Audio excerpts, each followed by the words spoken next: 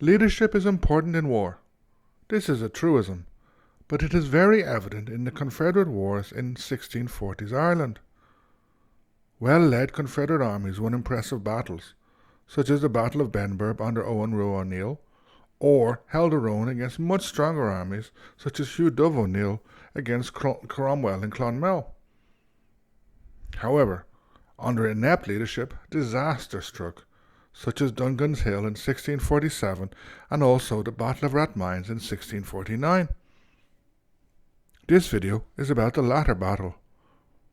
It's not particularly well known, but its outcome was significant, as it was the last chance of the anti-Cromwellian forces in Ireland to significantly strengthen their position before the arrival of Cromwell with a large army. Crucial to this was capturing Dublin. This would not prove easy, especially under the command of James Butler, Marquis and later Duke of Ormond. The Butlers had long played an important role in the English state in Ireland. However, as a military commander in the convoluted Confederate and Cromwellian wars in Ireland, James Butler only had mixed success. He was a more gifted politician and survivor than general, so that, despite the outcome of the battle, his political fortunes would be largely restored with the return of the Stuarts to power in 1660, unlike the majority of Irish who had lost lands following the Cromwellian conquest. The Confederate Wars are extremely complex. Roughly speaking, a revolt broke out in Ulster in 1641, led by Catholic gentry in the province. Many of these were descendants of those Gaelic lords who had kept their lands after the defeat of Hugh O'Neill, the plantation of Ulster, and various other shenanigans. This revolt triggered a wave of sectarian massacres by both sides, but the revolt also spread all over the country. Many Catholics in Ireland were afraid of the growing power of the English Parliament, especially due to its sectarian features. Indeed, the latter echoed Elizabethan attitudes of contempt and hatred of Gaelic Ireland. As the rising spread, Ormond found himself in command of the royal armies in Ireland. In 1642, the Catholic Confederation, better known as the Confederation of Kilkenny, was created, theoretically uniting Gaelic and Old English lords. Opposing it were Royalist forces under Ormond and later Parliamentarian forces, as well as a Scottish army under Robert Monroe. In short, there were at least 4 different sides for most of the war. In the years after this, there followed many battles, negotiations, truces between various parties, raiding, burnings, and even the occasional changing of sides. Notably, Murrough O'Brien, Lord Inchiquin, who went from being a Royalist to a Parliamentarian and then back to a Royalist. In England, King Charles hoped that a large number of Irish troops could be sent to England and thus help swing the balance of the war there in his favour. However, negotiations foundered over the question of religious toleration. The Earl of Ormond played a leading role in these negotiations. He also held Dublin. Ultimately, when the Royalist position in Ireland was untenable, and when Charles had been defeated in England and was in the hands of Parliament, Ormond chose to surrender Dublin to English rebels rather than Irish ones in 1647.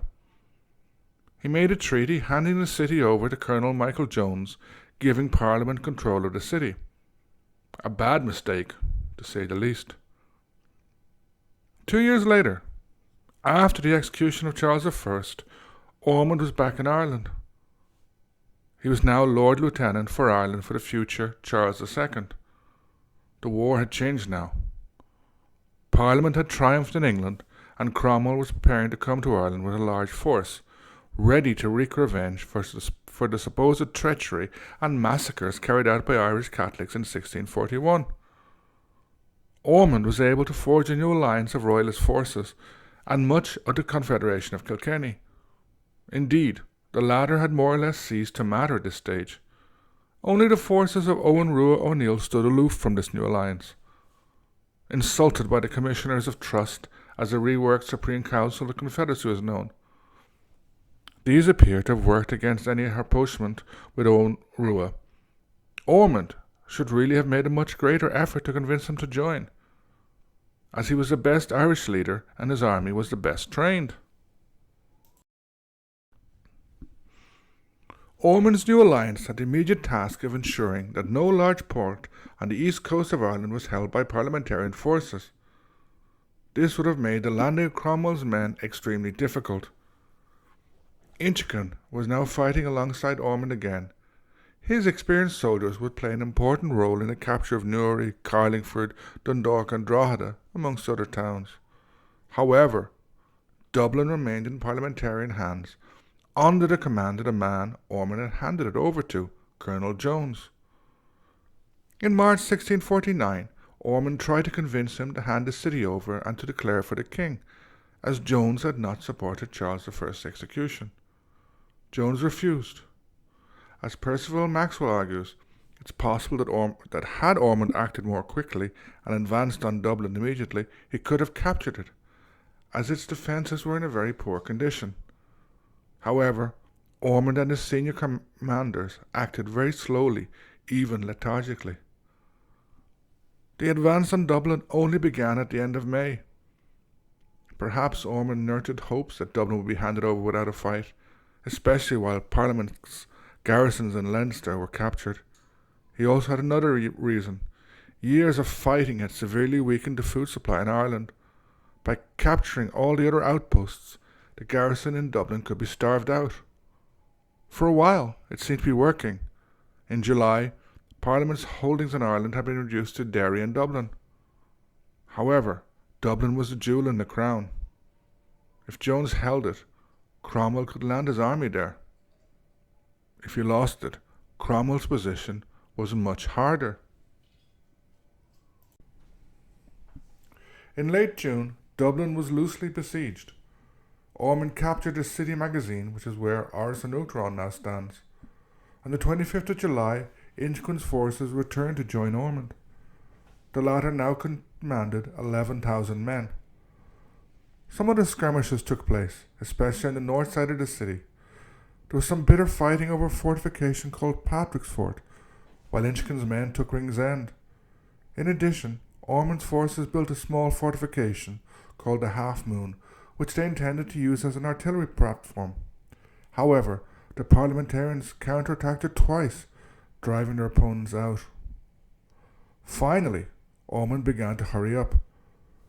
Leaving 2,500 men under Lord Dillon in Finglas, Ormond moved his main camp to Rathmines, possibly to what is now Palmerston Park.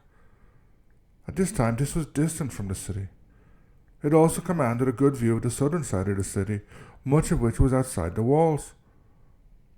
Roughly speaking, this ran from James's Gate, where Guinness now is, through the Coombe, St. Patrick's Cathedral, Grafton Street, Trinity College, and ending at Lazar or Lousy Hill, now Townsend Street. Jones was in a difficult situation. He was outnumbered 2-1, and his supplies were running low. He was also short of money to pay his men. With Ormond's move to Rathmines, Jones lost access to the pasture south of the city, as using this would have risked losing cattle to the other side. Finally, Ormond also closed the water supply to the city of Templeogue. Jones' men carried out raids and skirmishes, but they were badly outnumbered.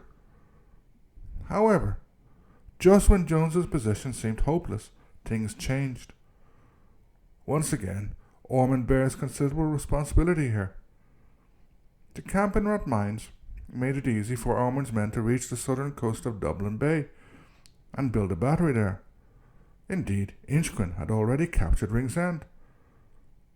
This battery could have cut off Jones's seaborne supply route. It should have been built well before, but it was not. Ormond had expected Prince Rupert, who now commanded the remnants of the Royalist navy, to turn up outside Dublin. However, he did not. Ormond's lethargy cost him dear when at the end of July, Jones received reinforcements by sea. These amounted to 2,000 foot and 600 horse. This boosted Jones's force considerably. It had another unexpected effect. Another disastrous decision by Ormond. These reinforcements were the first detachment of Cromwell's army. Ormond was aware of this. Cromwell was apparently at Bristol or Milford Haven, getting ready to sail for Ireland. It was rumoured that he was bound for Munster. The Royalists held all the ports there, but their forces were not strong in the province. While a Munster landing had been ruled out by the parliamentarians who had decided to land in Dublin, this possibility worried Ormond and his senior officers. It was then decided to dispatch Inchiquin to Munster with 3 infantry regiments. This had the effect of weakening Ormond's army in 2 ways. First, after Jones had received a considerable number of reinforcement, Ormond was weakening his own force further. Second, it removed the best Royalist commander. Having weakened his army, Ormond decided it was now time to take action. First of all, Rathmines Castle, which was held by a small number of parliamentarians, was stormed and taken. Then it was decided to advance along the Dodder to cut off parliamentarian access to the meadows beside the Blackrock and Donnybrook roads, in other words, Baggot Street and Leeson Street respectively. It was believed that this would starve the English horse within a few days. Furthermore, Jones had built some small forts at Lazar Hill, now Townsend Street. These areas were outside the city walls at that time. Ormond's men had captured these forts previously, but then lost them again. Key to this strategy was Baggot Rat Castle. Now destroyed, this was near Baggot Street Bridge at 44 to 46 Upper Baggot Street, near Waterloo Road. The site of the castle offered an excellent location to mount an artillery battery to pound Dublin harbour, as well as cutting off the parliamentarians from yet more pasture for their horses. Jones was aware of this and had ordered the castle destroyed. However, he had no troops stationed there. Some of Ormond's senior officers, including Preston and the Earl of Castlehaven, scouted the site. They believed that it could be captured and made defensible overnight. In addition, they wanted to build a trench to the Liffey on which a 6-gun artillery platform could be built to disrupt future landings in the city.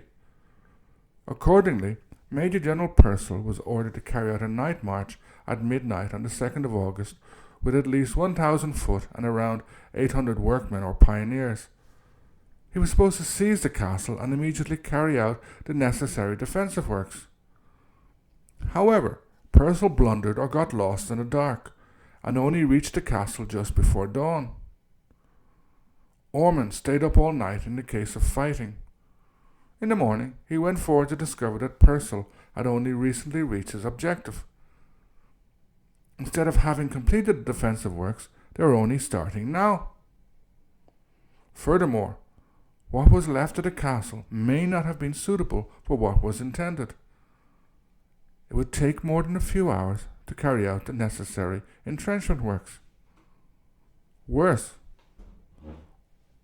Ormond also found out that Jones's army was deployed. The latter was not taken by surprise. Instead, having noticed the Royalist movements and aware of the importance of the castle, he had ordered his army to deploy outside the south gate of Dublin. Here they were sheltered and partially hidden behind burnt houses on Lazar Hill and a hollow between Baggot Rat Castle and the Liffey. Ormond now committed an unbelievable blunder. He ordered his army to stand to arms and told Purcell and another officer, William Vaughan, who commanded a troop of cavalry, where to position their men.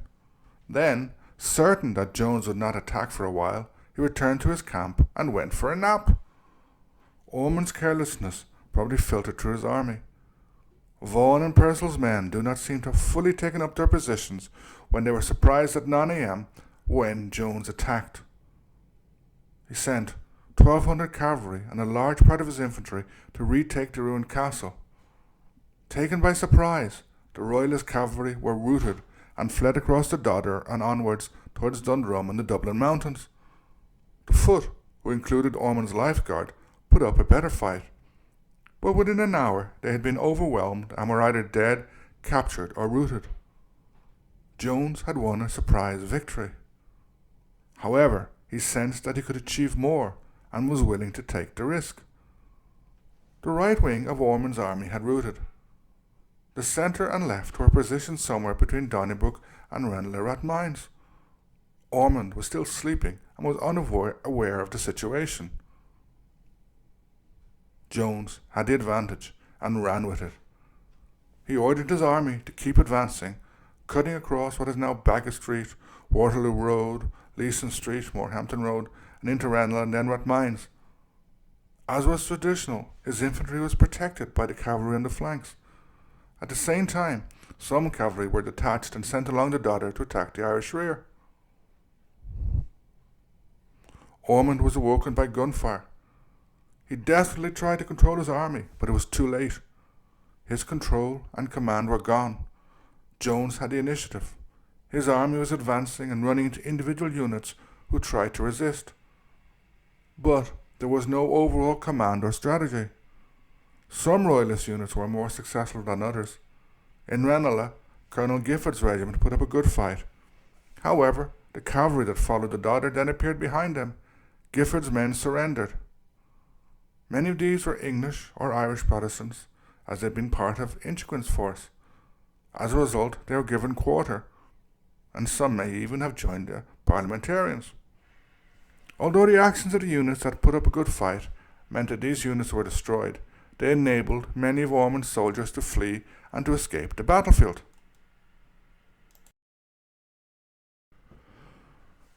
Despite his predicament, Ormond continued to try to resist. With his left-wing units, he seems to have tried to form up around Belgrave Road, but facing a large force of Jones's foot and knowing that most of the army was gone, they disintegrated. Although some did rally, Ormond was unable to hold them together. He had one card left, a chance to redeem the situation: the men under Lord Dillon north of the city. Jones had committed most of his army to the battle. Although they had defeated Ormond, the very act of fighting would have disrupted them. If Dillon moved quick enough, he could attack them from the rear and even turn the battle round. Ormond ordered Dillon to move. The latter refused, condemning Ormond to a heavy loss and a disastrous defeat. Ormond claimed to have lost 600 men in the battle. Jones said this figure was 4,000 as well as 2,500 prisoners. Both are exaggerations, though Jones's figures are nearer the truth. Ormond's force lost heavily: a large number of men, supplies, 7 pieces of artillery, stores. It was a disaster. In a way, Ormond's nap undid everything he had won that summer. His forces now splintered and ran in different directions. 13 days later, on the 15th of August, Oliver Cromwell and a large army, which for once was well supplied and funded, landed in Dublin. A new phase of the war had begun.